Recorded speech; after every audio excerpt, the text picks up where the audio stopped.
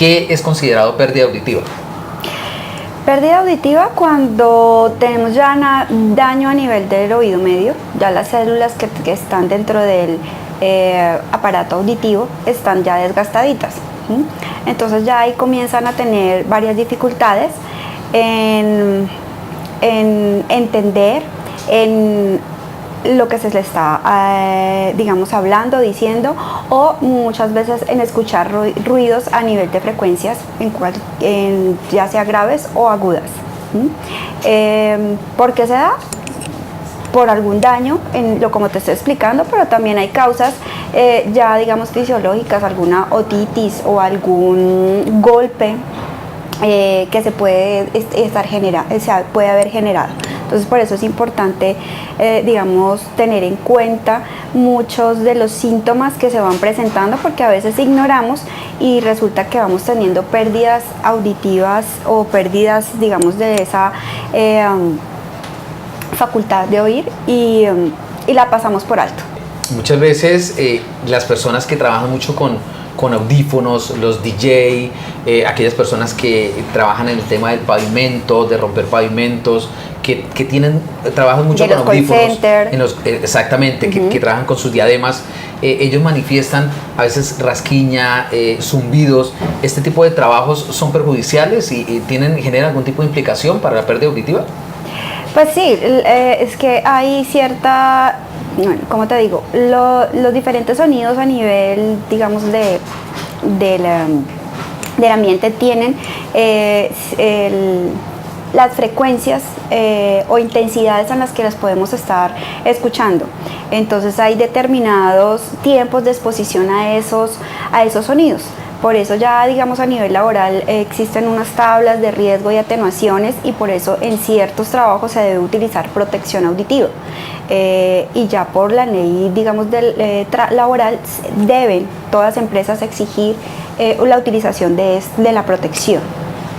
Y en la parte de las personas de pronto que escuchan ya por hobby o porque les gusta, con auriculares, iPod, y no solamente se dan en las personas, digamos, que tienen trabajos en los que se pueden entretener y entonces usan sus auriculares para escuchar música y lograr concentrarse, sino también se ha visto mucho en los adolescentes, y por eso es tan importante hacer una prevención con los adolescentes, sobre todo en la utilización de los audífonos y de todo este equipamiento, pues, auditivo, porque muchos de ellos, y los tengo muchos que han llegado a mi consultorio cuando se hacen exámenes, digamos, de ingreso a colegio, son alta exposición durante 2-3 horas al día cuando no está permitido, y hay que hacerlo a bajo volumen. O simplemente tú te puedes subir a un ascensor y una persona, no necesariamente tiene que ser el adolescente, una persona del común, estando junto en un ascensor a ti, tú escuchas toda la música y alto volumen. Entonces la claridad aquí es que seamos conscientes que nuestro órgano auditivo no es como el ambiente abierto, es pequeñito, es diminuto. Entonces al colocarnos un aparato auditivo, digamos como los Walkman, para escuchar música, llegamos muy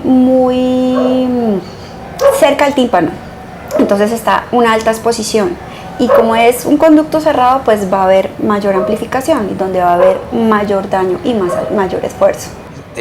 Escucho esas personas que le dicen, es que yo lo estoy oyendo pero no lo estoy escuchando, o a la inversa, yo escucho cuando alguien habla pero no le estoy comprendiendo qué es lo que estoy hablando con esa persona. Eso serían unos síntomas. ¿Cuáles otros síntomas existen? Síntomas, cuando estamos en la casa y colocamos el televisor a alto volumen, llega mucho la esposa, ay no, yo traje a mi esposo para que le hagamos un examen porque es que no me deja dormir, o no puedo con ese televisor a toda hora en 80. Entonces, y ellos piensan que no. Lo que pasa es que hay algunas pérdidas que para la persona que la tiene no es tan perceptible. Porque, por ejemplo, así como estamos los dos sentados, estaría escuchando y me estaría entendiendo muy bien. Pero cuando hay ruido de fondo, cuando hay personas hablando a mi alrededor, se me complica entender. entonces lo pasamos muy por alto. Pero ahorita estamos viendo mucho que como hay una nueva ley a nivel de tránsito, para tú poder conducir tienes que tener ahora no solamente te entregan la licencia, sino tienes que pasar por una serie de exámenes de control. Estamos encontrando mucha pérdida auditiva en el común de la gente, no solamente en las personas de tercera edad, sino a todo nivel. El diagnóstico, resulta que un paciente llega y dice, bueno, está viendo el programa, yo tengo los síntomas de los que están hablando ahí. Ajá. Viene el profesional, ¿en qué consiste el diagnóstico para esa persona? Bueno, inicialmente con nosotros viene a hacer unos exámenes de audiometría, logoaudiometría y impedanciometría, pero también tenemos que canalizarlos hacia el otorrino según las necesidades, ¿cierto? Porque ellos son básicamente los que van a dar un diagnóstico inicial y piden los exámenes diagnósticos que nosotros ya hacemos para tener la certeza. Entonces, en la audiometría, ¿qué hacemos? Medimos cuánto estamos escuchando, cuánto tenemos de pérdida, si estamos en la normalidad o según digamos la clasificación que tenemos. Hasta cierto punto pérdida leve, hasta cierto punto pérdida moderada, hasta cierto rango pérdida severa y pérdida profunda y bien para allí, ¿cierto? Entonces ahí con eso y con la otra electroexamen que es la logoaudiometría, estamos mirando cómo estamos entendiendo, porque ya no lo hacemos en base a sonidos en ciertas frecuencias, sino lo hacemos en base a palabras, cómo nos entiende el paciente lo que le estamos diciendo. Bien, el examen, para quienes no han pasado por un examen de audiometría, pueden tener esa inquietud, ¿no? Entra uno como a un cubículo, entra y se uno a ponen una los cabina audífonos. sonomartiguada. ¿En qué consiste? Una cabina fuera, digamos, libre de sonidos ambientales. Se colocan unos auriculares, se pasan por el oído derecho y oído izquierdo ciertos sonidos a diferentes frecuencias. Entonces digamos que unos son más bajos, otros más agudos, y allí podemos determinar cuál es el tipo de pérdida o si tenemos normalidad en nuestra audición. Bueno, en el tema ya de audífonos, que eso ya hace parte del tratamiento, vienen diferentes, no sé, calidades, dimensiones, ¿cómo se maneja? Claro, ya vienen audífonos, digamos, programables para cada tipo de pérdida y para cada tipo de persona. Muchos piensan, y es importante aclararlo, que el audífono es como una talla única, ¿no? Entonces aquí llegan muchos y dicen, ay no, yo quiero el pequeñito, el que no se nota, pero resulta que no es solamente lo que yo quiera, sino lo que yo necesite, ¿cierto? Ahí venimos digamos a la clasificación. No es lo mismo adaptar a una persona de una pérdida moderada a una persona de pérdida profunda, ¿cierto? Entonces eso es lo que uno debe aclararle, y a muchas personas ni siquiera el otorrino ni cuando van al médico le dicen, no, usted necesita audífonos, vaya, búsquelos.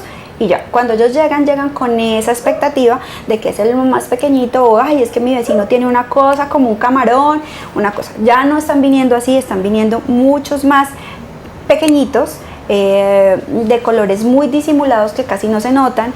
Ya vienen con la última tecnología de ese oído abierto, o sea, no hay necesidad, lo que tú dices, en algunos casos de tomar impresión y hacerle el molde a la medida. Esto no queda más grande de lo que es tu oído porque es anatómico.